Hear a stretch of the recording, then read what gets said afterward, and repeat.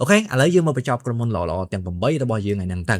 កាលពីវីដេអូអេពីសូតទី2គឺយើងដឹងបាន4ក្រុមហ៊ុនដូចមកហើយ4ក្រុមហ៊ុនណាឥឡូវយើងមកដឹង4ទៀតហើយនៅក្នុងនេះគឺជា list របស់វាហ្នឹងហើយទី5គឺ Viva System ទី6 Duolingo ទី7 GE Vinova ហើយទី8ចុងក្រោយគេគឺ Wico Corporation ពួកវាទាំង4ហ្នឹងណាទាំង4ចុងក្រោយហ្នឹងគឺសិតតែជាក្រុមហ៊ុនដែលរកស៊ីចំណេញទាំងអស់រកស៊ីចំណេញហើយអត់មានបំណុលនៅក្នុងដៃទេអានឹងគឺជាអ្វីដែលយើងចង់បានមែនទែនអញ្ចឹងមានន័យថាបន្ទាប់ពីយើងដឹងពីក្រុមហ៊ុនល្អៗទាំង8ហ្នឹងហើយកិច្ចការរបស់យើងគឺអាចនឹងទិញវាយកមកដាក់នៅក្នុង portfolio ភ្លាមៗឬក៏រងចាំវាដើម្បីទិញនៅតម្លៃណាមួយដែលវាធ្លាក់ចុះឬក៏ discount អីចឹងទៅអានឹងគឺជារបៀបដែលយើងធ្វើណាអូខេឥឡូវយើងមកបន្តទៀតទៅយើងនឹងលម្អិតដោយការពីវីដេអូមុនចឹងគឺយើងនិយាយពីអ្វីដែលវាធ្វើហើយនឹងនិយាយទៅលើ investment thesis ដែលយើងរើសយកវាអញ្ចឹងអានេះគឺក្រុមហ៊ុនទី5របស់យើងដែលមានឈ្មោះថា Viva System ticker symbol របស់វាគឺ VEV Viva System អញ្ចឹងបើសិនជាយើងនិយាយពី Viva System អាចនឹងថ្មីបើសិនជាទាំងអស់គ្នាអត់ដែលដឹងទេតែសម្រាប់ខ្ញុំ research គឺអាចនឹងយល់ច្រើនជាមួយនឹងវារកស៊ីអីវាធ្វើអីវារកចំណូលរបៀបណាហើយវាល្អកម្រិតណាអូខេ Viva System វាគឺជាក្រុមហ៊ុនមួយដែលតាក់ទងជាមួយនឹង healthcare ទេហើយកន្លែង healthcare កន្លែងហ្នឹងគឺវាអត់មានផលិតអីញ៉ៃទេវាគឺជាក្រុមហ៊ុនមួយដែលបង្កើត software សម្រាប់ឲ្យប្រើការឬក៏យុទ្ធប្រើការនៅក្នុងវិស័យសុខាភិបាលអីចឹងទៅប៉ុន្តែវាមានលក្ខណៈពិសេសរបស់វាណា software ដែលវាបង្កើតហ្នឹងគឺវាជាកម្មវិធីមួយដែលអាចនិយាយបានថាប្រើសម្រាប់ផ្ទុកទិន្នន័យឯងយើងហៅពាក្យភាសាបច្ចេកទេសរបស់វាគឺ cloud storage គឺវាបង្កើតអាហ្នឹងបង្កើតឡើងដើម្បីជួយណាគេគឺជួយទៅដល់ក្រុមហ៊ុនខាងផលិតឱសថនិងក្រុមហ៊ុនមួយចំនួនទៀតតាក់ទងជាមួយនឹង biotech company គឺពីរក្រុមធំហ្នឹងណាទី1គឺវាបង្កើតដើម្បីយកទៅប្រើការនៅក្នុងក្រុមហ៊ុនខាងឱសថផលិតឱសថឬក៏លក់ឱសថអីចឹងទៅទី2គឺក្រុមហ៊ុនតាក់ទងជាមួយនឹង biotech កន្លែងហ្នឹងគឺវា research វាសិក្សាស្រាវជ្រាវហើយយកទៅបង្កើតឱសថផ្សេងៗដើម្បីព្យាបាលជំងឺអញ្ចឹងទៅអញ្ចឹងគឺវាជួយបែបហ្នឹងណាហើយលក្ខណៈពិសេសដែលវាជួយឲ្យវាលក្ខណៈជាក់លាក់មួយទៀតគឺចេះទេទី1គឺវាជួយទៅដល់ការគ្រប់គ្រងទៅលើ scientific research និយាយចំគឺការស្រាវជ្រាវរបស់ក្រុមហ៊ុនហ្នឹងហើយស្រាវជ្រាវទៅលើថ្នាំព្រោះថាធម្មតាពេលដែលស្រាវជ្រាវវាតែងតែមានការកត់ចំណាំជាមួយនឹងការពិសោធន៍នានាអានេះវាបរាជ័យអានោះវាបរាជ័យអានេះវាជោគជ័យហើយលក្ខខណ្ឌអីមួយចំនួនយ៉ាងទៅគឺគេកត់ត្រាទុកដើម្បីអីដើម្បីឲ្យវាស្របច្បាប់នៅក្នុងហ្នឹងគឺរាល់ការស្រាវជ្រាវវាត្រូវតែមាន note សម្រាប់គេថាដូចចងក្រងឯកសារអញ្ចឹង Viva System គឺវាជួយកន្លែងហ្នឹងណាទី1ទី2គឺជួយទៅលើការគ្រប់គ្រងការពិសោធន៍ថ្នាំសាកល្បងដូចទាំងអស់គ្នាដឹងថាធម្មតាការពិសោធន៍ថ្នាំទៅលើជំងឺណាមួយឬក៏អីចឹងទៅវាអត់និយាយថាអត់ដាក់ភ្លាមទៅវាជោគជ័យភ្លាមទេវាច្បាស់ជាមានការបរាជ័យថែមនឹងតិចអីចឹងទៅអញ្ចឹងរាល់ពេលថែមថយឬក៏រាល់ពេលបរាជ័យឬក៏ជោគជ័យគេតែងតែកត់ឬក៏សរសេរវាចូលក្នុង note អីដើម្បីឲ្យយើងដឹងថាអូអាហ្នឹងវាអញ្ចេះអាហ្នឹងវាចូលអញ្ចឹងទៅវាជោគជ័យឬក៏វាបរាជ័យហើយចុងក្រោយគឺគេយកទៅប្រើការឬក៏អាចថាយកទៅទុកប្រើការពេលដែលមានបញ្ហាតាក់ទងជាមួយនឹងផ្លូវច្បាប់ណាមួយអញ្ចឹងទៅឃើញអត់អញ្ចឹងគឺវាជួយគ្រប់គ្រងទៅលើការពិសោធន៍សាកល្បងថ្នាំផ្សេងហើយចុងក្រោយសំខាន់មួយទៀតនោះគឺវាជួយគ្រប់គ្រងទៅលើទិន្នន័យនៃការលក់គឺទិន្នន័យនៃការលក់ណាព្រោះធម្មតា pharmacy យើងនិយាយអញ្ចឹងទៅគេតែងតែលក់ថ្នាំអីទៅ pharmacy ធំណាគេមានថ្នាំរបស់គេច្រើនមុខច្រើនប្រភេទហើយលក់ចេញរាប់និយាយទៅគឺច្រើនមែនតើអញ្ចឹងគឺប្រើ Viva System ដើម្បីយកអា software ហ្នឹងទៅប្រើការដើម្បីគ្រប់គ្រងទិន្នន័យនៃការលក់ចេញប៉ុណ្ណេះលក់ចេញប៉ុណ្នោះទៅឲ្យបណ្ណាគេទៅឲ្យអញ្ចឹងទៅឃើញអត់អញ្ចឹង3ចំណុចហ្នឹងគឺជាចំណុចសំខាន់ឬក៏ core service របស់ Viva System ហើយបើសិនជាយើងបញ្យល់បែបឲ្យងាយវិញគឺចេះទេវាលក្ខណៈបែបកុំឲ្យយើងស្ពុកស្មានច្រើនណាឧទាហរណ៍ថាយើងគឺជាអ្នកបង្កើត digital notebook មួយគឺជាអ្នកបង្កើត digital notebook នឹងមួយសម្រាប់អ្នកសិក្សាស្រាវជ្រាវខាងឱសថអីចឹងទៅគឺបែបហ្នឹងព្រោះថាបើសិនជាអ្នកខាងឱសថទាំងអស់ហ្នឹងគាត់សិក្សាគាត់ស្រាវជ្រាវទៅប្រើ note ធម្មតាសម្រាប់យកទៅកត់ត្រាទុកគឺខុសច្បាប់ហ្មងច្បាប់គេអត់តម្រូវឲ្យអញ្ចឹងទេអត់ទេព្រោះថាទិន្នន័យស្រាវជ្រាវទាំងអស់ហ្នឹងវាគឺជារឿងមួយដែលសម្ងាត់ដែរអញ្ចឹងមិនចេះតែកត់ត្រាទុកផ្ដេសផ្ដាស់ឬក៏លំបានទេអត់ទេវាត្រូវតែរក្សាការសម្ងាត់ហ្នឹងឲ្យបានអញ្ចឹងបើសិនជាបែបហ្នឹងគឺខុសច្បាប់ហើយឲ្យតែគាត់កត់ត្រាទុកបែបធម្មតាអញ្ចឹងទៅគឺអត់កើតទេរដ្ឋឬក៏ខាងច្បាប់គេរករឿងលើហើយ Chắc bà sân chỉ chọn ai trời cho bắp đặt khát nè sạc xa sài chiêu và cả tham nắng cứ trời tai trời tai pra cái thằng digital notebook là bọn này tặng ở này ngày khơi nhá anh nắng cứ lệ cái nặng bài nâng to ta pra bọn tặng ở này tới tự sập cho bắp ai theo đời sao tại vì miền rương trong bài nam mùi chẳng tận khơi nhá anh nắng cứ bài nâng chẳng Viva System cứ viết phương ca bài nâng video xin chẳng video chia nè và cả digital notebook mối sầm rap ai nèក្រុមហ៊ុនខាងឱសថបារាំងឬក៏ក្រុមហ៊ុនតាក់ទងជាមួយនឹង biotech ផ្សេងៗហ្នឹងគឺយកទៅប្រើការទៅប្រើការរបស់វាហើយគឺស្របច្បាប់តាក់ទងជាមួយនឹង compliance មួយចំនួនគឺអត់ចាំបាច់អាញ៉ៃទៅជួយក្បាលដោះស្រាយទេ Viva System គឺជួយកន្លែងហ្នឹងបានឃើញអត់កន្លែងហ្នឹងគឺវាបែបហ្នឹងតាក់ទងជាមួយនឹង Viva System អញ្ចឹងពេលដែលយើងមកមើលតាក់ទងជាមួយនឹង investment thesis ហេតុផលដែលយើងរើសយកវាហេតុផលដែលយើងវិនិយោគជាមួយនឹង Viva System បែបនេះទេអូខេ Viva System វាគឺជាក្រុមហ៊ុនមួយដែលដើរតួជាអ្នកផ្ដល់សេវាកម្ម cloud service ផ្ដាច់មុខមកគឺផ្ដាច់មុខទៅឲ្យក្រុមហ៊ុនខាងឱសថហើយនឹងក្រុមហ៊ុនតាក់ទងជាមួយនឹង biotech ផ្សេងៗគឺផ្ដាច់មុខទៅមកនិយាយអញ្ចឹងមិនមែនមានន័យថានៅក្នុងទីផ្សារមានតែវាគឺមានក្រុមហ៊ុនផ្សេងទៀតប៉ុន្តែ Viva System វាគឺជាក្រុមហ៊ុនមួយដែលដើរតួផ្ដល់សេវាកម្មហ្នឹងល្អមួយនៅក្នុងចំណោមក្រុមហ៊ុនផ្សេងៗទៀតចឹងទៅអាចថាជាបងធំទី2ទី3ឬក៏ទី1អីចឹងទៅឃើញទេគឺវាដើរតួខាងហ្នឹងហើយផ្ដល់សេវាកម្មហ្នឹងទៅឲ្យក្រុមហ៊ុនខាងឱសថហើយនឹង biotech ផ្សេងៗអញ្ចឹងតែថាតែអញ្ចឹងទេ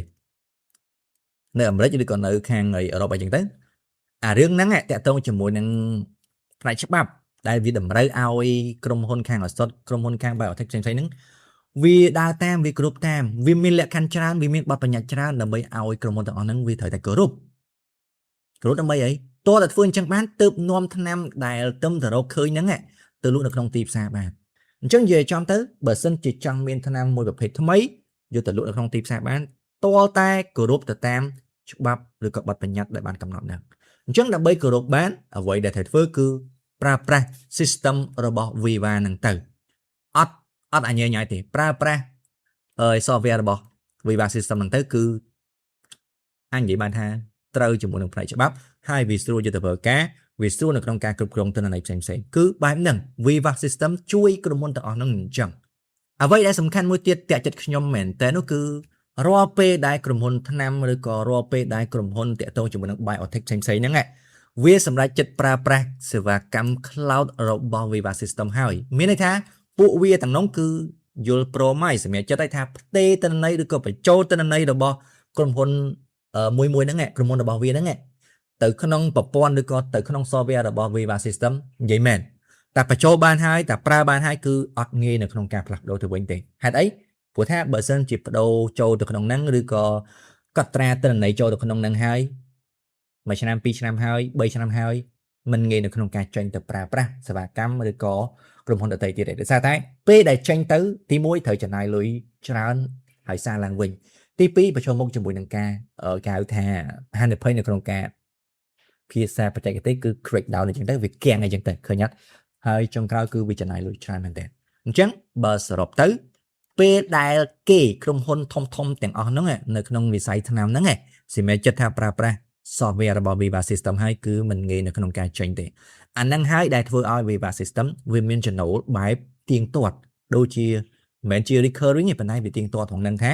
បើសិនជាគេប្រើហើយគឺមិនងាយនៅក្នុងការចេញទៅវិញទេអានេះគឺ Viva System ឥឡូវយើងទៅមើលទិន្នន័យជាក់ស្ដែងនៅក្នុង website ដែលខ្ញុំប្រើហ្នឹងទៅហេតុអីបានជាវាល្អអញ្ចឹង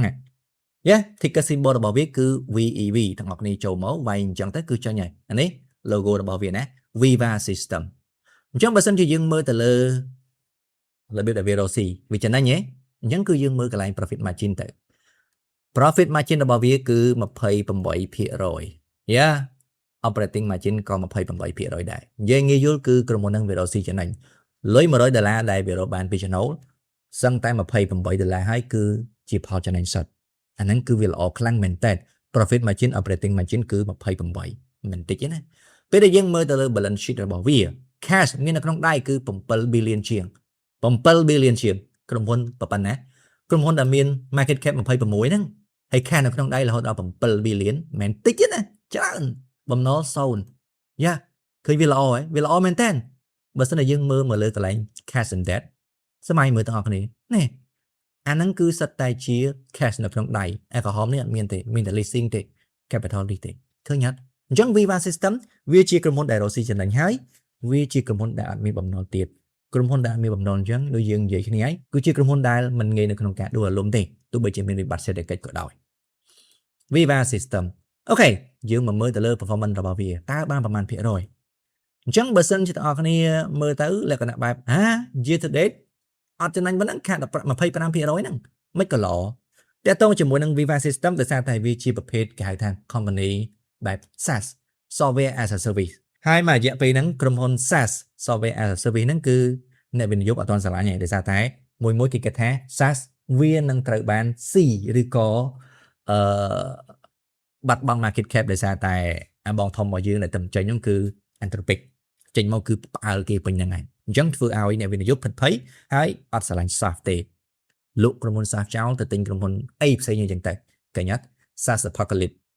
គឺអត់ទាន់ស្រឡាញ់ទេប៉ុន្តែស្រឡាញ់មិនស្រឡាញ់នៅក្នុងរយៈពេលវែងអត់អញ្ចឹងទេដោយសារតែនៅក្នុងរយៈពេលវែងក្រុមហ៊ុនដែលរកស៊ីចំណេញក្រុមហ៊ុនដែលមានបំណុល share price របស់វាគឺដឹងតែកើនឡើងហើយ year to date 25% ខាត one year 41%មិនល្អទេអូខេ 5 year ក៏ចំណេញដែរប៉ុន្តែបើសិនជាយើងមើល10 year 10ឆ្នាំ 379% ដែរ compound annual growth rate ក៏មិនតិចដែរវាច្រើនជាងដាក់លុយនៅក្នុងធនាគារដែរ16% ណាអ្វីដែលយើងចង់បានតែ15% ក៏វាច្រើនដែរអានេះ SaaS ណា SaaS Software as a Service ប៉ុន្តែខ្ញុំជឿថាទៅមុខទៀតពេលដែលវាត្រឡប់មកធម្មតាវិញទីផ្សារគេថាSaaS company ហ្នឹងគឺមិនអញ្ចឹងណាវានៅតែជាតម្រូវការនៅក្នុងទីផ្សារដដែលទេអញ្ចឹងពេលដែលរឿងនឹងកើតឡើង investor ចាប់ផ្ដើមមកស្រឡាញ់ពួកវាវិញហើយចង់គឺ share price វានឹងឡើងទៅវិញទៅតាមនឹងចាក់ស្ដែងអញ្ចឹងទៅតែយើងគួរតែទិញកម្រិតណាទៅវិនិយោគបែបណាទៅនៅក្នុងហ្នឹងតិចទៀតយើងនឹងនិយាយទៅអស់ណាបន្ទាប់ពីយើងលម្អិតមួយឲ្យហើយទាំង4ចុងក្រោយហ្នឹងអានេះគឺ Viva System ក្រុមហ៊ុនទី6របស់យើង Oh my goodness ទាំងអស់គ្នាស្គាល់ logo នេះហ៎គឺ Duolingo ticker symbol របស់វាគឺ DUOL Duolingo គឺជាអីបើសិនជាយើងសួរអ្នករៀនអង់គ្លេសគឺភាគច្រើនគាត់នឹងស្គាល់ហើយរូបដូចមៀមអញ្ចឹងណា Duolingo អញ្ចឹង Duolingo គឺជាអីរកស៊ីអីអានេះគឺលក្ខណៈបែបសង្ខេបឲ្យងាយយល់ទាំងអស់គ្នាកុំឲ្យពិបាកច្រើនណា Duolingo វាគឺជា app មួយសម្រាប់រៀនភាសាផ្សេងគឺជា app មួយសម្រាប់រៀនភាសាផ្សេងអត់ចាំបាច់ចូលទៅក្នុង website ដើម្បីរៀនទេចូលទៅក្នុង app Duolingo ទៅគឺអាចរៀនភាសាបានហើយអញ្ចឹងរបៀបដែលវាបង្កើត app ហ្នឹងឬក៏របៀបដែលវារកស៊ីគឺអញ្ចឹងទេគឺវាបង្កើត app មួយដែលមានរបៀបរៀនហ្នឹងជាលក្ខណៈគេហៅថា game ណាធម្មតាយើងពេលដែលចង់រៀនអីមួយវាច្បាស់ជាមានអារម្មណ៍ធុញនៅកម្រិតណាមួយរៀនភាសាក៏ដោយរៀនគណិតក៏ដោយគឺតែមានអារម្មណ៍ធុញហើយប៉ុន្តែដើម្បីកាត់បន្ថយកន្លែងហ្នឹង Duolingo គឺមានវិធីសាស្ត្រល្អមួយគឺធ្វើម៉េចយកមេរៀនទាំងអស់ហ្នឹងមកបង្កើតជាលក្ខណៈបែប game ឲ្យយើងរៀនផងឲ្យយើងសប្បាយផងឲ្យយើងជក់ចិត្តផងកាលណាយើងរៀនហើយយើងសប្បាយយើងជក់ចិត្តយើងរៀនចូលយើងរៀនចេះហើយយើងចង់រៀនបន្តទៀតហើយកញ្ញាកន្លែងហ្នឹងគឺវាបែបហ្នឹង Duolingo គឺវាអញ្ចឹងវាមានlearning app របស់វាហ្នឹងគឺឲ្យអ្នកចូលទៅប្រើឲ្យអ្នកចូលទៅរៀនហើយរៀនបដៅជក់ចិត្តបដៅចង់បន្តរៀនបដៅចាញ់ហើយគឺដល់ពេលត្រូវចូលមករៀនធម្មតាវិញគ្រប់កម្រិតគ្រប់អីទាំងអស់អញ្ចឹងទៅហើយភាគច្រើន app ដែលវាមានហ្នឹងគឺនៅក្នុងទូរស័ព្ទដៃ smartphone ណាគឺមានហើយតែអ្នកអាចចូលទៅវាយ app ហ្នឹងទៅឬក៏ download មក free ទេ free អត់ប្របាក់ទេហើយប្រដាប់ដែលវាមានសំខាន់គឺអញ្ចឹងទេដំបូងវាគឺជា app មួយសម្រាប់រៀនភាសាច្រើនមែនតើប៉ុន្តែភាសាចម្បងជាងគេគឺភាសាអង់គ្លេសហើយវាបបែកបន្តទៀតអញ្ចឹងទៅអូស្ត្រាលីអញ្ចឹងទៅអាមេរិកអូស្ត្រាលីអាល្លឺម៉ង់ឬក៏បារាំងអញ្ចឹងទៅគឺមាននៅក្នុងហ្នឹងអស់ណាអាចរៀនបានប៉ុន្តែផ្ដោតជាងគេគឺភាសាអង់គ្លេសហើយបន្តមកឥឡូវហ្នឹងគឺវាចាប់ផ្ដើមពង្រីកខ្លួនមាននៅក្នុងការចូលជាតិជ្រែកទៅក្នុងការរៀនលេងអុកអញ្ចឹងទៅគឺមានដែរគឺមានណាហើយមានអ្នកចូលរួមច្រើនមែនតើមួយទៀតគឺរៀនតាក់ទងជាមួយនឹងតន្ត្រីរៀនគឺវាមានរបៀបដែរណាហើយគណិតវិទ្យាក៏បញ្ចូលទៅក្នុងនោះដែរនិយាយទៅគឺ Duolingo វាចាប់ផ្ដើមឲ្យគេពង្រីកខ្លួនចូលទៅគ្រប់វិស័យផ្សេងៗតាក់ទងជាមួយនឹងអុកក៏វាចូលទៅតន្ត្រីក៏វាចូលទៅគណិតក៏វាចូលទៅដែរឃើញអត់កន្លែងហ្នឹងគឺវាល្អមែនតើអានេះគឺ Duolingo ណាប្រដាប់សំខាន់របស់វាតាក់ទងជាមួយនឹង investment thesis របស់ Duolingo គឺបែបនេះទេ Duolingo វាគឺជាក្រុមហ៊ុនមួយដែលតាក់ទងជាមួយនឹង learning app អ្វីដែលសំខាន់នោះគឺវាពូកែនៅក្នុងការបង្កើតរបៀបរៀនហ្នឹងឲ្យទៅជាការកំសាន្តឃើញទេធម្មតាយើងដឹងថាគ្មានអីធុញជាងការរៀនទេការរៀនហ្នឹងគឺធុញណាស់បើសិនជាយើងដោះស្រាយកន្លែងហ្នឹងបានច្បាស់ណាស់គឺការរៀនសូត្ររបស់យើងនឹងទៅមុខនឹងមានប្រសិទ្ធភាពហើយ Chẳng Duolingo cứ vì châu luôn mà đó sẽបញ្ហាហ្នឹងឯងវាធ្វើម៉េច design ឬក៏រៀបចំមេរៀនដែលត្រូវរៀនជាមួយនឹងភាសាក្តីជាមួយនឹងគណិតក្តីជាមួយនឹងតន្ត្រីក្តីជាមួយនឹងអុកក្តីឲ្យវាមានលក្ខណៈមួយគឺស្រួលរៀនហើយសប្បាយអញ្ចឹងដើម្បីឲ្យទទួលបានលទ្ធផលបែបហ្នឹងចង់រៀនហើយសប្បាយគឺ Duolingo វាមានក្រុមរបស់វាមួយគឺ design អាមេរៀនទាំងអស់ហ្នឹងទៅជា game គេហៅថា gamification បើសិនយើងនិយាយទៅគឺទាំងអស់គ្នាដឹងថាពេលដែលយើងលេង game គឺយើងជក់ហើយអញ្ចឹង Duolingo គឺវា design ទៅអញ្ចឹងឲ្យអ្នកចូលប្រើប្រាស់ app ហ្នឹងគឺជក់ចិត្តចង់រៀនម្ដងហើយម្ដងទៀតលក្ខណៈរៀនចប់ហើយស្អែកឡើងគឺចង់មកចូលរៀនទៀត Duolingo គឺវាដោះស្រាយកន្លែងហ្នឹងបានឃើញទេប្រដាប់របស់វាគឺដោះស្រាយអញ្ចឹងចូលទៅគឺវា aim ខ្លាំងមែនតើហើយមកដល់ឥឡូវហ្នឹងគឺអ្នកដែលចូលប្រើប្រាស់ហើយបង់លុយជាមួយនឹង Duolingo គឺមាន 12.5 លានអ្នកជាងទៅហើយយ៉ាគឺ 12.5 លានអ្នកណាអត់តិចទេបញ្ជាក់ណា 12.5 លានអ្នកហ្នឹងគឺ paid អ្នកដែលបង់ប្រចាំខែចូលនៅក្នុងហ្នឹងចូលនៅក្នុងហ្នឹងប៉ុន្តែរឿងដែលសំខាន់គឺមិនមែនប៉ុណ្្នឹងទេអា 12.5 លានអ្នកហ្នឹងគឺជាកន្លែងដែលបង្កើតលុយឯងអ្វីដែលសំខាន់តិចទៀតខ្ញុំនឹងនាំដល់អស់គ្នាទៅមើលណាអញ្ចឹងបើសិនជាយើងសរុបទៅគឺលក្ខណៈថារឿងដែលពិបាកជាងគេរបស់យើងរបស់សិស្សជាមួយនឹងការរៀនសូត្រដែលធ្វើឲ្យពួកគាត់ហ្នឹងពិបាកនៅក្នុងការរៀន Duolingo គឺវាបានដោះស្រាយបញ្ហាហ្នឹងហើយចូលទៅក្នុង app Duolingo ទៅគឺរៀនភាសាបានតាមចិត្តហើយមានអារម្មណ៍ថាចង់រៀនបន្តចឹងទៅដោយសារតែវាមានលក្ខណៈបែបជា gamification ធ្វើឲ្យយើងញៀនចង់រៀនបន្តទៀតអាហ្នឹងគឺលក្ខណៈខ្លាំងរបស់ Duolingo ហើយខ្ញុំជឿថាទៅមុខទៀតការរៀនភាសាក្តីការរៀនលេងអុកក្តីការរៀនគណិតក្តីគឺវានៅតែជាតម្រូវការរបស់សិស្សសានុសិស្សអញ្ចឹងហើយ Duolingo វានឹងដើរតួជាកន្លែងមួយដែលគេអាចចូលទៅរៀនបានអត់ចាំបាច់មានគ្រូទេព្រោះនៅក្នុងហ្នឹងគឺចូលទៅអាចរៀនបានហើយពិសេសគឺចង់សន្ទនាជាក់ស្ដែងចង់សន្ទនាជាមួយនឹងគ្រូអង់គ្លេសបែប AI ក៏បានដែរគឺ Duolingo មានកន្លែងហ្នឹងអស់ហើយសម័យមើល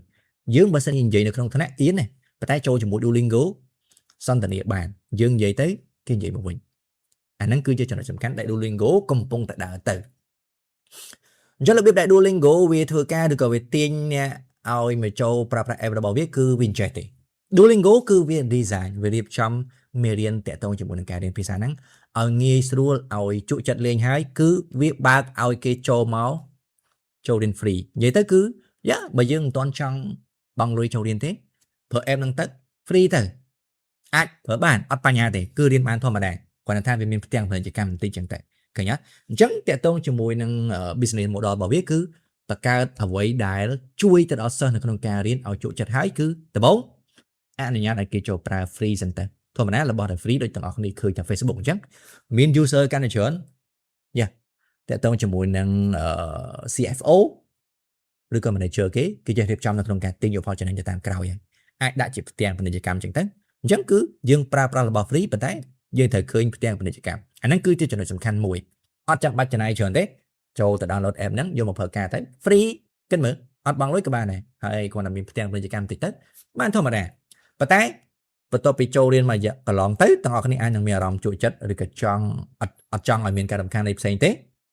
អាចចូលទៅក្នុង premium subscription នៅក្នុងចំណោម 12.5 លានអ្នកហ្នឹងទៅចូលទៅក្នុងហ្នឹងទៅគឺអត់មានផ្ទាំងពាណិជ្ជកម្មទេហើយមេរៀនគឺមានក្បាលមានកតុយតាំងពីដើមដល់ចប់ហើយរៀនបានធម្មតាផុសធម្មហ្នឹងចប់ធម្មហ្នឹងអាធម្មហ្នឹងចូលមកថ្ងៃស្អែកទៀតគឺយើងបន្តទៅបានអាហ្នឹងចំណុចសំខាន់មែនតើសម្រាប់អ្នកដែលរៀនភាសាអេមខ្លាំងណាស់កន្លែងហ្នឹងអញ្ចឹងបើសិនជាយើងសរុបឲ្យងាយយល់គឺអាជីវកម្មរបស់វាគឺបែបនេះទេវាផ្ដោតទៅលើការទិញអ្នកប្រើប្រាស់ឲ្យចូល free បានច្រើនសិនហើយបានច្រើនប៉ុណ្ណាតិចទៀតចាំយើងនាំបងប្អូននេះទៅមើលណាឲ្យមានអ្នកចូលទៅប្រើ app របស់វានឹង free សិនបន្តមកទៀតបានវាចាប់ផ្ដើមរកវិធីសាស្ត្រនៅក្នុងការ convert កន្លែងហ្នឹងគឺជំរុញចិត្តឲ្យអ្នកដែលចូលប្រើប្រាស់ free ហ្នឹងហ៊ានចំណាយបង់លុយដើម្បីក្លាយទៅជា paid member អាហ្នឹងគឺជាចំណុចនៅក្នុងការរលួយរបស់វាតែបើអត់ទេក៏អត់បញ្ហាដែរដោយសារតែយ៉ាវាមានជំរឿតើអញ្ចឹងបើសិនជាចង់ប្រើរបស់ free ឃើញផ្ទាំងពាណិជ្ជកម្មហើយផ្ទាំងពាណិជ្ជកម្មហ្នឹងវាផ្ដល់ប្រភពចំណូលទៅឲ្យ Duolingo មួយហើយតែបើសិនជាអត់ទេទាំងអស់គ្នាយ៉ាបង់ប្រចាំខែទៅដើម្បីក្លាយទៅជា member ហើយអញ្ចឹងចំណូលក៏បានទៅលើ Duolingo មួយទៀតដែរឃើញអត់កិច្ចការរបស់វាគឺ design ប្រដាប់ឬក៏ design មេរៀនឲ្យវាល្អទៅគេចង់រៀនច្រើនទៅហើយគេចូលមក free ក៏បានលុយគេចូលមក paid ក៏បានលុយអាហ្នឹងគឺលក្ខណៈសំខាន់របស់ Duolingo ដែលខ្ញុំស្រឡាញ់វាខ្លាំងមែនទែន ឥឡូវយើងមើលទៅលើ fundamental របស់វាថាតើ Duolingo វាem dễ ឬក៏វាអស្ចារ្យអញ្ចឹងមែនអត់ទេ Duolingo DUOL ណាអានេះគឺ logo របស់វាឥឡូវហ្នឹងគឺលក់នៅក្នុងតម្លៃ$121នៅក្នុង1 share ចំណុចសំខាន់ដែលយើងនឹងមើលនោះគឺយើងមើលទៅលើ profit margin ហើយនិង operating margin profit margin របស់វាគឺ 38% ណា operating margin រៀង 14% ថាប៉ុណ្ណឹងក៏ល្អដែរអញ្ចឹងគឺក្រុមហ៊ុនហ្នឹងវារកស៊ីចំណេញហើយចំណេញដោយសារតែវាអត់ចាំបាច់ខ្ទង់ចំណាយអីហ្នឹងវាច្រើនទេគឺតាក់ទងជាមួយនឹង digital សុទ្ធសាធតែមកពេលដែលយើងមើលទៅលើ cash របស់វាគឺរហូតដល់1.25 billion ណា1.25 billion ក្រុមហ៊ុនហ្នឹងធៀបជាមួយនឹងគេ market cap ត្រឹមតែ5 billion ហ្នឹង 5.6 ហ្នឹងប៉ុន្តែ cash នៅក្នុងដៃលុយសុទ្ធនៅក្នុងដៃ 1.25 billion ទៅហើយសឹងតែមិនគួរឲ្យជឿទេ Duolingo និយាយមែនណាវាល្អពេកលុយនៅក្នុងដៃវាច្រើនពេកឃើញទេបំណុលមានណា0អញ្ចឹងគឺក្រុមហ៊ុនហ្នឹងរកស៊ីចំណេញហើយអត់មានបំណុលទៀតមើលកន្លែងណាកន្លែងនេះក៏បានដែរឃើញអត់អានេះ cash សុទ្ធទេ 1.25 billion មិនតិចទេក្រុមហ៊ុនហ្នឹងគឺអត់មានបំណុលនៅក្នុងដៃទេតាក់ទងជាមួយនឹង revenue របស់វាក៏កើនដែរអានេះគឺ subscription revenue ណាគឺវាមានរហូតដល់$250 លានទៅហើយកន្លែងដែលខ្ញុំចាប់អារម្មណ៍សំខាន់ជាងគេគឺ daily active user នេះគឺចំនួនអ្នកប្រើប្រាស់ណា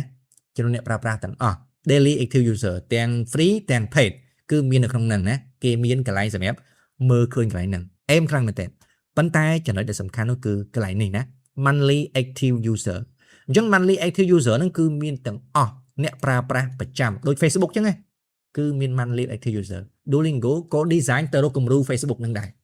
ឃើញអត់អញ្ចឹងគឺមានអ្នកប្រើប្រាស់ប្រចាំខែរហូតដល់ប្រមាណ137 លានអ្នក137 លានអ្នកគឺអ្នកប្រើប្រាស់ប្រចាំខែប៉ុន្តែពេលដែលយើងមើល paid member សមាជិកដែលបង់លុយគឺ 12.5 លានអ្នកទេអាហ្នឹងមានន័យថាម៉េចអ្នកចូលប្រើប្រាស់ប្រចាំខែគឺច្រើន137 លានប៉ុន្តែអ្នកដែលបង់លុយចេញពីហ្នឹងគឺមានត្រឹមតែ12 លានអ្នកទេ137ចំណាយឬក៏បដូរឬក៏បង្វាយទៅជាអ្នកដែលបង់លុយគឺ12 លានអ្នកហ្នឹងនៅច្រើនណាស់ប៉ុន្តែកន្លែងហ្នឹង Duolingo អត់ទាន់ផ្ដោតទេវាផ្ដោតទៅលើអីវាផ្ដោតទៅលើទាញអ្នកប្រើប្រាស់ monthly active user ហ្នឹងឲ្យច្រើនសិនដូច Facebook សិនទាញបានច្រើនហើយដល់ពេលមួយវាអាចនឹង convert អ្នកទាំងអស់ហ្នឹងឲ្យទៅជាសមាជិកបង់លុយក៏បានដែរឃើញអត់អានេះ paid subscription penetration មានន័យថាពួកគាត់ convert អ្នកដែលប្រើប្រាស់ប្រចាំថ្ងៃ100ប្រមាណ137 លានអ្នកហ្នឹងឲ្យទៅជា paid member គឺត្រឹមតែប្រមាណទេបានត្រឹមតែ 8-9% ទេវានៅច្រើនណាស់អញ្ចឹងបើសិនជា management គេផ្ដោតទៅលើនឹងបន្តិចត្រឹមតែឡើងដល់12 13ឬក៏ 15% និយាយមែនចំណូលក៏កើនឡើងផលចំណេញក៏កើនឡើងអាហ្នឹងហើយដែលជាចំណុចទាញ share price វាឲ្យនឹងទៅមុខឲ្យនឹងឡើងកាន់តែច្រើននៅក្នុងរយៈពេល long term ស្រឡាញ់កន្លែងហ្នឹងមែនតើប៉ុន្តែអកុសលពេលដែលយើងមើលមកលើ year to date របស់វាសំតឡើងច្រើនមែនអត់ដូចនិយាយចឹង Duolingo វាដូចជាប្រភេទសាសអញ្ចឹងប៉ុន្តែនេះគឺវាពិសេសមួយត្រង់តែ app ដូច Spotify ទេគឺ app អញ្ចឹងវាពិបាកនៅក្នុងការដែលធ្វើឲ្យអ្នកវិនិយោគតាក់ចិត្តណាមួយដោយសារតែគេភ័យថាអាហ្នឹងបើសិនជា Google Translate ឬក៏ Apple អីវាធ្វើស៊ីតែបន្តិចបាស់ជើងបណ្ដោយប៉ុន្តែជាក់ស្ដែងមិនអញ្ចឹងទេ market ដែលឬក៏ market segment ដែល Duolingo មានហ្នឹងនៅក្នុងទីផ្សារហ្នឹងមានតែវាទេគឺជាបងធំ whole market នៅក្នុងហ្នឹងគឺ 80% ជាងតែវាទៅហើយគូប្រជែងគឺធ្វើតែមួយញ៉ាប់ទេអាហ្នឹងគឺកន្លែងហ្នឹងណាអូខេបន្តទៀតគឺទី7ក្រុមហ៊ុនដែលមានឈ្មោះថា GE Vernova ticker symbol របស់វាគឺ GEV អាហ្នឹងគឺជាក្រុមហ៊ុនមួយដែលបើសិនជានិយាយទៅខ្ញុំស្ដាយមែនតើអត់បានទិញវាណាអត់បានទិញវាទេប៉ុន្តែអ្វីដែលធ្វើគឺខ្ញុំនឹងរងចាំទិញវានៅពេលដែលវាធ្លាក់មកវិញអាចប្រហែលជា 5-6 ពាន់អីចឹងទៅវាល្អពេកហើយល្អរបៀបណាឥឡូវខ្ញុំមកបញ្យល់ទាំងអស់គ្នាឲ្យដឹងតើតើជាមួយនឹងហេតុអីបានជា GE Vernova ហ្នឹងវាល្អណាបើសិនជាយើងនិយាយពី GE Vernova ទាំងអស់គ្នារៀងអត់ស្គាល់ដឹងទេប៉ុន្តែបើសិនជានិយាយចេះវិញគឺយល់ហើយ GE Vernova ឬក៏ GEV ហ្នឹងវាជាក្រុមហ៊ុនមួយតាក់ទងជាមួយនឹងធម្មពលអគ្គិសនី nuclear ប៉ុន្តែចំណុចសំខាន់នោះគឺវាមិនមែនជាអ្នកផលិតទេវាគឺជាអ្នកដែលលក់ឬក៏បង្កើតសម្ភារៈឧបករណ៍ដើម្បីយកទៅលក់ឲ្យក្រុមហ៊ុនដែលផលិតអគ្គិសនីផលិត nuclear ហ្នឹងដែលវាចែកចាយឲ្យពិភពលោកទាំងមូល 25-30% នៃអគ្គិសនីឬក៏ធម្មពល nuclear ផ្សេងៗហ្នឹងនៅក្នុងពិភពលោកទាំងអស់គឺ មួយផ្នែកធំនឹងហើយ25%ជាងនឹងហើយដែលបង្កើតឡើងដោយប្រើប្រាស់ឧបករណ៍របស់ GE Vernova សំខាន់មែនតើមានន័យថាបើសិនជាអត់វាទេពិភពលោកអាចនឹងខ្វះកន្លែងហ្នឹងហើយអញ្ចឹងគឺបើសិនជាយើងសរុបទៅ GE Vernova វាដើរតួនៅក្នុងវិស័យអគ្គិសនីតាមរយៈការបង្កើតឬក៏លក់ផលិតផលឬក៏សម្ភារៈនៅក្នុងការបង្កើតធម្មពលអគ្គិសនីផ្សេងៗដូចជាអី turbine អាខ្យល់ឬក៏ដង្ហើមធំៗដូចទាំងអស់គ្នាឃើញនៅក្នុងហ្នឹងអញ្ចឹង turbine អាហ្នឹងក៏ជាសម្ភារៈឬក៏ឧបករណ៍របស់ GE Vernova ដែលវាលក់ទៅឲ្យក្រុមហ៊ុនដែលផលិតហ្នឹងដែរឃើញអត់អញ្ចឹង turbine វាបង្កើតចរន្តអគ្គិសនីតាមរយៈខ្យល់បក់ចាអញ្ចឹងក្រុមហ៊ុនដែលបង្កើតចរន្តអគ្គិសនីដែលប្រើចរន្តខ្យល់បក់ turbine ហ្នឹងគឺ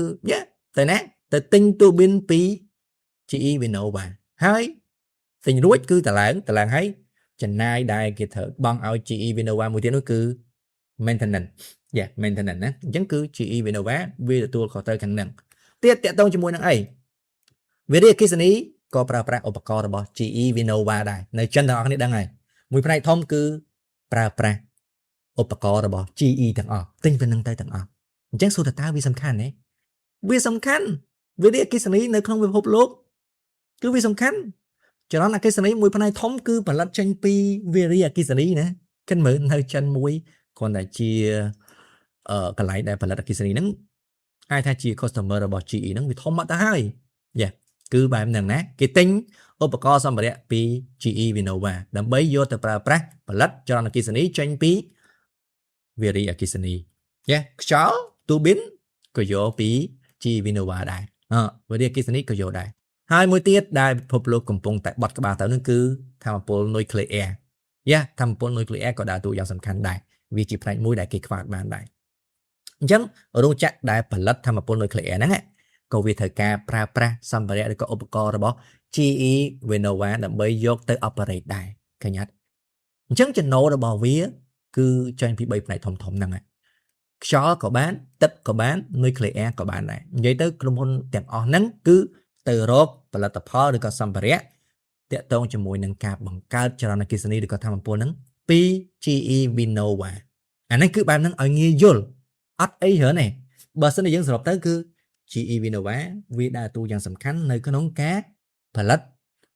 ចរន្តអគ្គិសនីឬក៏ផលិតធម្មពលអគ្គិសនីផ្សេងៗដើម្បីបម្រើនៅក្នុងតម្រូវការពិភពលោកតាមរយៈការលក់សម្ភារៈហើយនឹងផ្ដល់ជាសេវាកម្មផ្សេងៗទៅដល់ក្រុមហ៊ុនដែលផលិតទាំងអស់ហ្នឹងវាដើរតួអញ្ចឹងចំណូលរបស់វាគឺបានពីហ្នឹងមកហើយពេលដែលយើងមើលមកលើ investment thesis គឺវាងាយមែនតើងាយយល់មែនតើដូចខ្ញុំនិយាយអញ្ចឹងពិភពលោកយើងអត់អាចខ្វះចរន្តអគ្គិសនីបានទេពិភពលោកយើងអត់អាចខ្វះធម្មពលបានទេឥឡូវហ្នឹងទៀតគឺដោយសារតែគេថា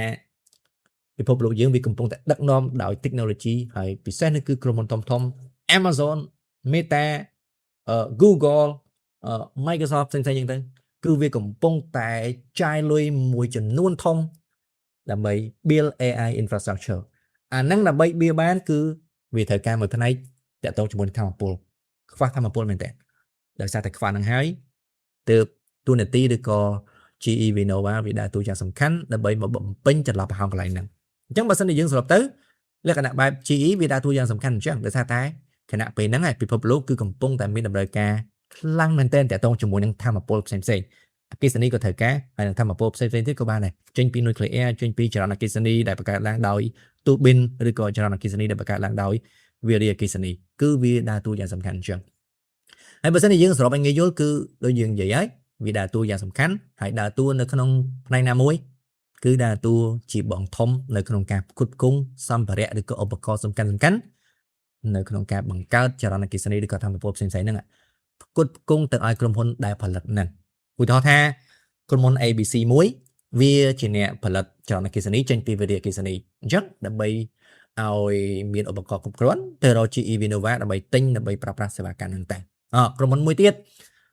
តាក់ទងជាមួយនឹងការបង្កើតចរន្តអគ្គិសនីចេញពី turbine អូខេទៅរកក្រុមហ៊ុន GE Vernova ដើម្បីតឡើង turbine ដើម្បីទិញ turbine យកមកដាក់ឲ្យវិលទៅហើយចេញជាចរន្តអគ្គិសនីធម្មពលមួយទៀតដើម្បីបង្កើតធម្មពលដែលប្រើ nuclear បានអូខេទៅរក GE Vernova ទៅហើយប្រើប្រាស់សេវាកម្មមកវាមួយចំនួនទៅបានហើយអាហ្នឹងគឺបែបហ្នឹងអញ្ចឹងសរុបទៅឲ្យបានហ្នឹងឲ្យងាយណាពិភពលោកយើងអត់អាចខ្វះចរន្តអគ្គិសនីឬក៏អត់អាចខ្វះធម្មពលបានទេអញ្ចឹងបើអត់អាចខ្វះបានហើយអ្នកដែលសំខាន់ជាងគេគឺយើងទៅរក ក្រុមហ៊ុនដែលជាអ្នក pick and software ដែរលក្ខណៈបែបអត់ផលិតទេប៉ុន្តែលក់សម្ភារៈទៅឲ្យអ្នកផលិតអាហ្នឹងគឺចំណូលវាទៀងទាត់មែនតើអត់មានគូប្រកួតប្រជែងទេគឺវាទៀងទាត់អញ្ចឹងអាហ្នឹងហើយគឺជាចំណុចមួយដែលសំខាន់មែនតើអត់អាចខ្វះបានទេបើសិនជាអ្នកគ្នានិយាយថាខ្ញុំមិនចង់រស់នៅដែលមានចរន្តអគ្គិសនីគ្រប់គ្រាន់ទេបានហើយអត់អាចទេអត់អាចទេគឺត្រូវការចរន្តអគ្គិសនីចាំបាច់អញ្ចឹងអ្នកដែលបំពេញកង្វះខាតកន្លែងហ្នឹងគឺមួយផ្នែកធំគឺ GE Vernova វាអាចថាជាបងធំនៅក្នុងហ្នឹងហើយនៅក្នុងតំបន់ហ្នឹងហើយយើងទៅមើល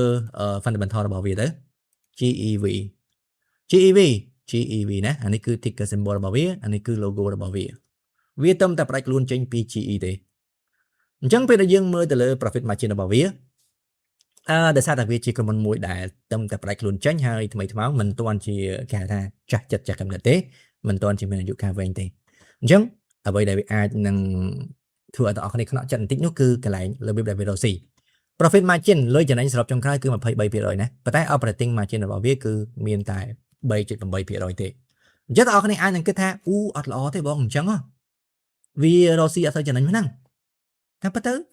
វាអាចអញ្ចឹងណាបើសិនជាអ្នកនរគ្នាថ្មីប៉ុន្តែសម្រាប់ខ្ញុំកន្លែងហ្នឹងគឺជាចំណុចមួយដែលល្អមែនទែនដោយសារអី GE Vernova វាគឺជាក្រុមហ៊ុនដែលគេអត់អាចខ្វះវាបានទេពិភពលោកអត់អាចខ្វះវាបានទេហើយសំខាន់គឺវាទើបតែចាប់ផ្ដើមអញ្ចឹង margin របស់វាអាចនឹងមានភាគរយឬក៏អាចនឹងមានចន្លោះនៅក្នុងការរីកឬក៏ច្រើនជាងមុនក្រុមហ៊ុនមួយដែលមាន profit margin របស់វាចាប់ផ្ដើមកើនឡើងណា share price គឺវាស្រឡាញ់កន្លែងហ្នឹងមែនតើ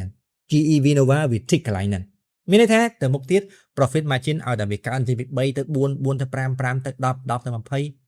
30 40 50ទៅនេះហ្មងគឺ share price នឹងឡើងងាប់ចោលហើយ100%មិនតិចទេអាហ្នឹងគឺបែបហ្នឹងអូខេពេលដែលយើងមើលទៅលើ balance sheet របស់វាចំណុចសំខាន់គឺ cash របស់វាមានរហូតដល់10 billion 10 billion ណា debt របស់វាមានត្រឹមតែ 2 billion ទេអញ្ចឹង net មានន័យថាលុយដែលមាននៅក្នុងដៃសរុបគឺ 7.6 billion ជាងឯង 7.6 billion cash នៅក្នុងដៃឃើញអត់អាហ្នឹងហើយបានជាយើងនិយាយថាវាជាក្រុមហ៊ុនមួយដែលល្អអត់មានបំណុលទេដូចជាឯងអត់មានបំណុលកន្លែងហ្នឹងមិនមានន័យថាអានេះតែ0អត់ទេអត់មានបំណុលមានន័យថា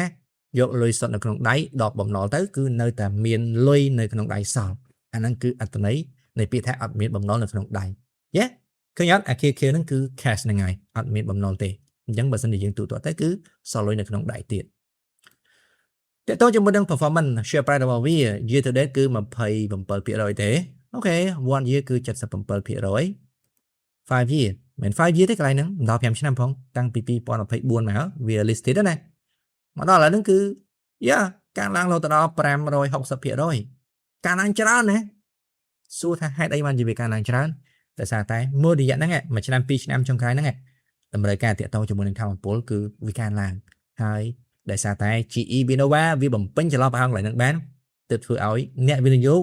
គេថាអាហ្នឹងគឺជាក្រុមហ៊ុនមួយដែលមាន potential នៅក្នុងការរីកចម្រើនខ្លាំងហើយចុងក្រោយគឺនាំគ្នាដាក់លុយវិនិយោគជាមួយវាច្រើនពេញហ្នឹងទៅអញ្ចឹងតើតើជាមួយនឹងរបៀបវិនិយោគយើងនឹងនិយាយគ្នានៅពេលបន្តិចទៀតណាចប់ GE Vernova ឥឡូវយើងចូលមកដល់ក្រុមហ៊ុនចុងក្រោយរបស់យើងគឺក្រុមហ៊ុនទី8មានឈ្មោះថា Vico Corporation ណា ticker symbol របស់វាគឺ VICO នេះតើតើជាមួយនឹង Vico Corporation បើសិនជាយើងនិយាយចេះវិញវាជួយទៅលើក្រុមហ៊ុនមួយចំនួនដូចជាក្រុមហ៊ុន Tesla ដូចជាក្រុមហ៊ុន Google Microsoft Amazon ជាដើមអញ្ចឹងគឺជួយទៅលើក្រុមហ៊ុនទាំងអស់ហ្នឹងជួយផ្នែកណាគឺជួយផ្នែកគ្រប់គ្រងទៅលើចរន្តអគ្គិសនីជួយមិនទៅវាអញ្ចឹងទេតើអរគ្នាសម័យមើលថាឥឡូវយើងនិយាយឡានអគ្គិសនីមួយធម្មតាប្រភពចរន្តអគ្គិសនីចេញពីអាគុយមកគឺវាអត់អាចប្រើការបានទាំងអស់ភ្លាមទេវាត្រូវការមាន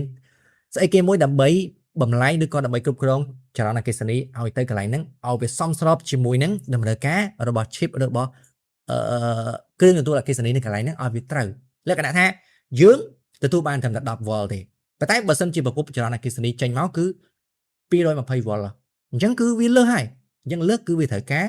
Vico ដើម្បីមកជួយសម្របសម្រួលថាអូខេកន្លែងហ្នឹងគឺខ្ញុំត្រូវការតែ10 volt ទេអញ្ចឹងធ្វើម៉េចក៏ដោយបញ្ចូលឲ្យខ្ញុំតែ10 volt មកអញ្ចឹង Vico គឺវាជួយកន្លែងហ្នឹងធ្វើម៉េចប្រភពចរន្តអគ្គិសនីធំក៏ដោយប្រើប្រាស់ប្រដាប់របស់ Vico គឺចរន្តអគ្គិសនីវាបាញ់ទៅមកល្មមដែលគឺរឿងទទួលហ្នឹងវាត្រូវការអានេះគឺជាព័ត៌មានលម្អិតតើអ្នកអាចចូលអានក៏បានឬក៏ខ្ញុំអានឲ្យក៏បានដែរអញ្ចឹងបើសិនជាយើងគិតទៅ Vico គឺជាក្រុមហ៊ុនដែលផលិតឧបករណ៍បំលែងចរន្តអគ្គិសនី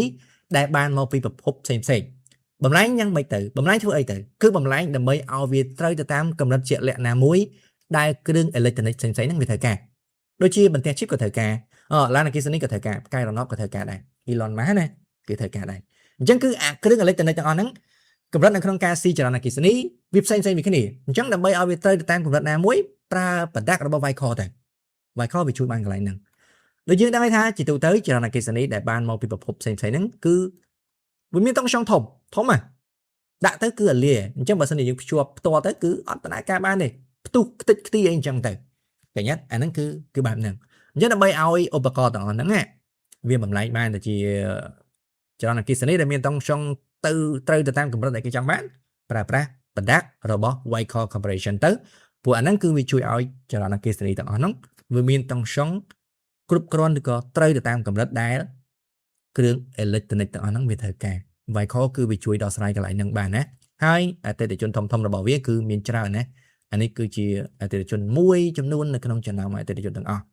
Google Amazon Meta អាហ្នឹងគឺសិតតែជាអតិថិជនរបស់វាហើយក្រុមហ៊ុនតាក់ទងជាមួយនឹង EV ឡានអគ្គិសនីក៏ជាអតិថិជនរបស់វាដែរ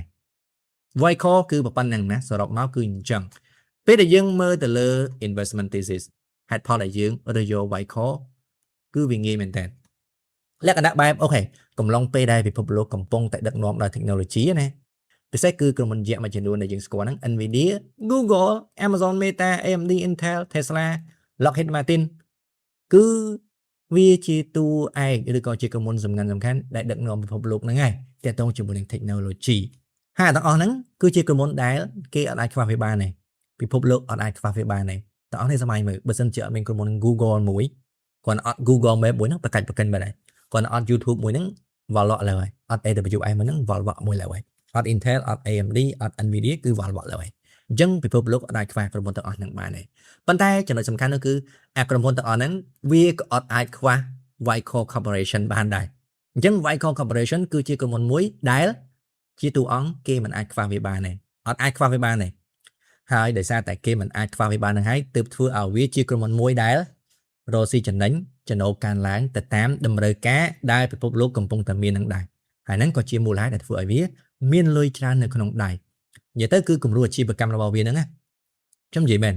ទៅមុខទៀតគឺដឹងថារីកចម្រើនហើយដោយសារអីអាពួកនេះអាក្រុមហ៊ុនយក្សទាំងអស់នេះគឺវារីកចម្រើនដែរកាលណាអាហ្នឹងរីកចម្រើនច្បាស់ណាស់គឺ Vicor Corporation ក៏វារីកចម្រើនទៅតាមនឹងដែរឃើញទេ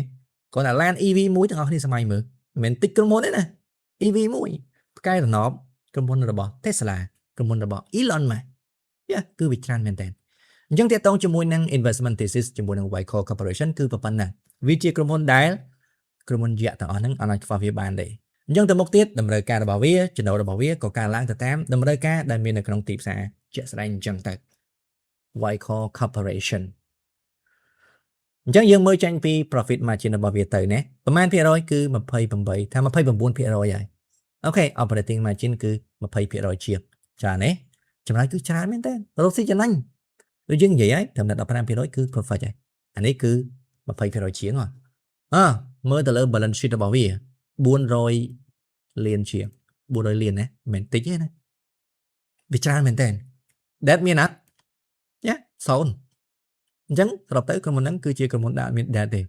មើលកន្លែងណាកន្លែងនេះក៏បានដែរហើយយើងមើល10ឆ្នាំចុងក្រោយឃើញអត់អាគារហ្នឹងគឺសុទ្ធតែលុយសុទ្ធនៅក្នុងដៃហើយអញ្ចឹងវាជាក្រុមហ៊ុនមួយដែលរកស៊ីចំណេញហើយអត់មានបំណុលទៀតអត់មានបំណុលទេហើយដោយសារតែឥឡូវហ្នឹងគឺតម្រូវការរបស់វាក៏មានខ្លាំងដែរនៅក្នុងទីផ្សារអត់អាចខ្វះវាបានទេដូចយើងនិយាយអញ្ចឹងយើងមើលទៅលើ performance របស់វា year to date ប្រហែលគឺ 130% 135% ជាងហើយច្រើនទេវាច្រើន one year 500% ជាងមួយឆ្នាំហ្នឹង12ខែចុងក្រោយហ្នឹងគឺរហូតដល់ 512% ជាងមិនតិចទេមិនតិចទេ5 year តិចទេ10 year 2000ជាង10ឆ្នាំ2400ជាងអាហ្នឹងក៏វាច្រើនដែរប៉ុន្តែសួរតើយើងគួរតែវិនិយោគពេលណាឥឡូវហ្នឹងបានទេចម្លើយគឺអត់ទាន់បានទេជាមួយនឹង Vicor Corporation វាគឺជាក្រុមហ៊ុនមួយដែលអាចថាតម្លៃរបស់វាគឺខ្លាំងតិចហើយបើសិនជាយើងមើលទៅ market cap របស់វាត្រឹមតែ12 billion ហ្នឹង12 billion ទេប៉ុន្តែតម្លៃរបស់វាគឺគ្រាន់តែ PE ឥឡូវហ្នឹងគឺ90ជាងហើយអញ្ចឹងគឺវា over value ល្អមែនប៉ុន្តែវា over value អញ្ចឹងក៏យើង mình chỉ toàn ai video bạn cầm lòng pe năng đại ok à lỡ dương từ mưa lập biệt là bom là con cái video cho mỗi cái môn tập ở năngแต่ตาdương cua tại video pe nè tranh pi từ bọn tới cứ dương mười từ lỡ Viva System VEV Viva System បើសិនជាយើងមើលទៅលើការបើវាជាក់ស្ដែងយើងឃើញថាប្រហែលឆ្នាំមុនហ្នឹងគឺវាឡើងធម្មតាពេលដែលមាន COVID អីបុកមកចឹងទៅក៏វាឡើងធម្មតាដែរស្ងាត់ស្ងាត់គឺមិនជាបញ្ហាទេឡើងច្រើនមែនទែនប៉ុន្តែប្រហែលឆ្នាំចុងក្រោយហ្នឹងដោយសារតែគេហៅថាតម្រូវការរបស់វាអាចយើងអន់ថយបន្តិចឬក៏ធ្លាក់បន្តិចអីចឹងទៅអញ្ចឹង share price របស់វាក៏វាដើរទៅតាមនោះដែរប្រហែលជា 50% ជាងហើយមកដល់ឥឡូវហ្នឹងគឺវាកំពុងតែលក់នៅក្នុងតម្លៃ attractive មែនតើក្រុមហ៊ុនដែលរកស៊ីចំណេញក្រុមហ៊ុនដែលអត់មានបំណុលទេប៉ុន្តែដោយសារតែវាជា SaaS software as a service ជាក្រុមហ៊ុនដែលគេមិនទាន់ស្រឡាញ់វាទេអញ្ចឹងគឺលក់នៅក្នុងតម្លៃថោកមែនតើថោកសួរតែអាចចូលទិញបានទេអូខេតោះនេះអាចចូលទិញបានវាលក់នៅក្នុងតម្លៃថោកហើយឥឡូវហ្នឹងឃើញអត់អញ្ចឹងគឺ for the time being 48ទៅ 50% ជាងហើយឃើញអត់ក្រុមហ៊ុនដែលរកស៊ីចំណេញក្រុមហ៊ុនដែលអត់មានបំណុលនៅក្នុងដៃប៉ុន្តែបែរជាត្រូវបានគេអត់ចាប់អារម្មណ៍គេទុកចោលក្នុងនាមយើងជាអ្នកវិនិយោគអាហ្នឹងគឺជាចំណុចល្អមែនតើដើររើក្រុមហ៊ុនអញ្ចឹងមិនមែនរើក្រុមហ៊ុនកប៉ាល់បដោទេប៉ុន្តែរើក្រុមហ៊ុនដែលល្អទៅមុខទៀតវានឹងកើនតម្លៃទៅតាមនឹងដូចគ្នាអញ្ចឹងប៉ុន្តែមិនមានន័យថាទាំងអស់គ្នាត្រូវតែមានលុយដាក់ទាំងអស់ទៅមួយក្រុមហ៊ុនហ្នឹងអត់ទេយើងវិនិយោគជាមួយនឹងកម្រិតណាមួយ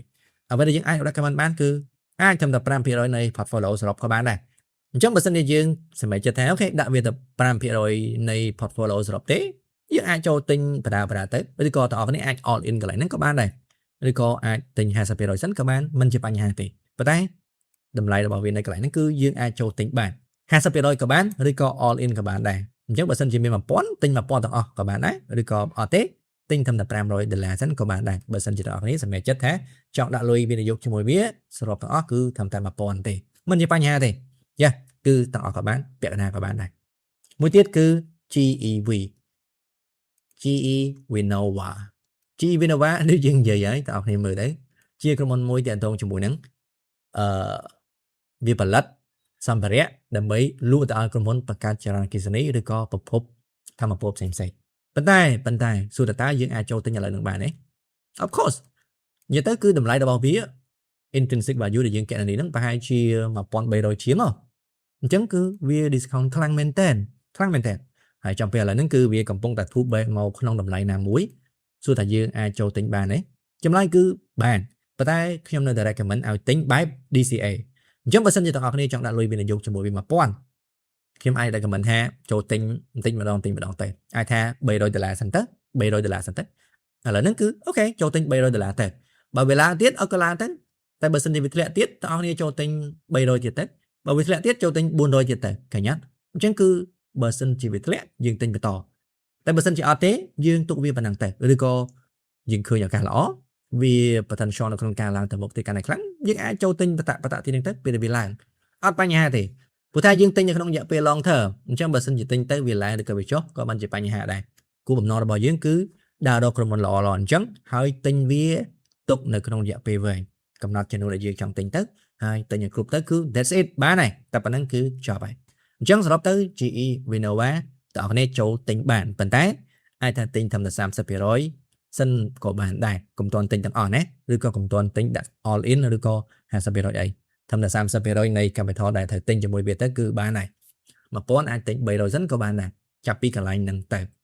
GE Vinova មួយទៀតគឺក្រុមហ៊ុន Duolingo គឺជាក្រុមហ៊ុនមួយដែលខ្ញុំស្រឡាញ់ខ្លាំងមែនតើដូចយើងនិយាយនៅក្នុង investment thesis វាជាក្រុមហ៊ុនមួយដែលល្អទាក់ទងជាមួយនឹង learning app អញ្ចឹង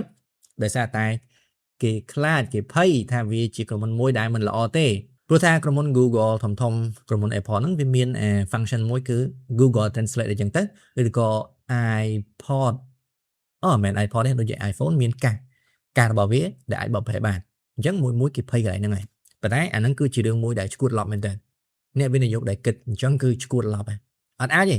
របៀបដែល Duolingo វាជួយគេគឺវាធ្វើម៉េចតាក់ចិត្តអ្នករៀនឲ្យចូលរៀននៅក្នុងហ្នឹងយើងមិនមែននៅសុកប្រើប្រាស់Google Translate យកមកធ្វើការណាម្នាក់ចង់ចេះអង់គ្លេសចង់និយាយអង់គ្លេសដើម្បីជួយនៅក្នុងការ ធ្វើការអញ្ចឹងទៅបានប្រាក់ខែច្រើនក៏ដោយសារតែអង់គ្លេសដែរអាហ្នឹងគឺវាបែបហ្នឹងណាចាអញ្ចឹងសួរតើយើងវិនិយោគបែបណា Duolingo បើសម្រាប់ខ្ញុំណា all in all in all in កំឡុងពេលឥឡូវហ្នឹងអាច all in បានតែបើសិនជាតើអរគ្នាភ័យខ្លាចមិនបាច់ all in ក៏បានដែរតែ50% ក៏បានដែរប៉ុន្តែសម្រាប់ខ្ញុំឥឡូវហ្នឹងគឺ Duolingo ខ្ញុំ all in ដែរទាំងអស់ហើយមាន 1000 គឺខ្ញុំដាក់ 1000 ហើយប៉ុន្តែប្រយ័ត្នណានិយាយអញ្ចឹងមិនតែអស់គ្នាមានលុយទាំងអស់គឺអត់ទេខ្ញុំអត់វិនិយោគជាមួយក្រុមហ៊ុនផ្សេងទេដាក់ជាមួយតែ Duolingo បានហើយអត់ទេកុំត្រឹមតែ 5% អីគឺវាច្រើនពេកផងអា speculative ហ្នឹងទទួលស្គាល់ថាវាជាក្រុមហ៊ុនដែលល្អដែលរកស៊ីចំណេញដែលអត់មានបំណុលទេប៉ុន្តែយើងក៏អត់ bad យើងក៏អត់បន្ថយជាមួយវាទាំងដុលដែរអញ្ចឹងគឺយើងយកត្រឹមតែ 5% នៃ capital សរុបលុយសរុបយកមកដាក់វិនិយោគជាមួយវាទេសល់ប្រហែលទៀតគឺយើងទិញជាមួយក្រុមហ៊ុនផ្សេងទៀតអីអញ្ចឹងទៅអញ្ចឹង Duolingo សរុបទៅគឺបែបហ្នឹងណា all in ក៏បាន 50% ក៏បានដែរប៉ុន្តែសម្រាប់ខ្ញុំគឺខ្ញុំ all in ដែរ Duolingo ចុងក្រោយគឺ Vico Corporation VICO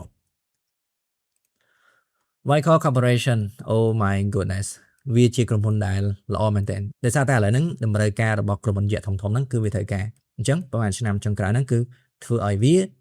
កស៊ីចំណេញហើយគេអាចខ្វះវាបានហើយអញ្ចឹង share price ដូចយើងមើលឃើញអញ្ចឹងគឺវាឡើងចោលមែនទែន 3-4-500% ណោះសំណួរគឺថាតើយើងគួរតែទិញក្រុមហ៊ុនហ្នឹងនៅពេលណាឥឡូវហ្នឹងបានទេ Vico ដោយសារតែវាអញ្ចឹងទេយើងក៏អាច play វាបានដែរប៉ុន្តែទិញនៅក្នុងកម្រិតណាមួយចឹងទៅប៉ុន្តែអ្វីដែលយើងអាច recommend បានគឺនៅក្នុង portfolio ជារួមសរុបទាំងអស់ដកលុយមួយផ្នែកប្រហែលជា 4-5% ទៅទិញជាមួយវាទៅអាចទិញបានពេលឥឡូវហ្នឹង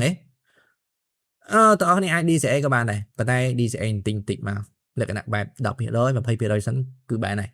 ដោយសារតែមួយរយៈហ្នឹងគឺវាឡើងខ្លាំងមែនតើ over value ក៏អាចថាបានដែរគឺវាបែបហ្នឹងណាវា over value ប៉ុន្តែដោយសារតែក្រុមហ៊ុនដែលវាជាតម្រូវការរបស់គេអញ្ចឹងកម្រនៅក្នុងការលក់នៅក្នុងតម្លៃ discount ណាគឺយើងទិញបន្តិចម្ដង 10% ឬក៏ 20% អីចឹងទៅគឺបន្តិចម្ដងបើវាធ្លាក់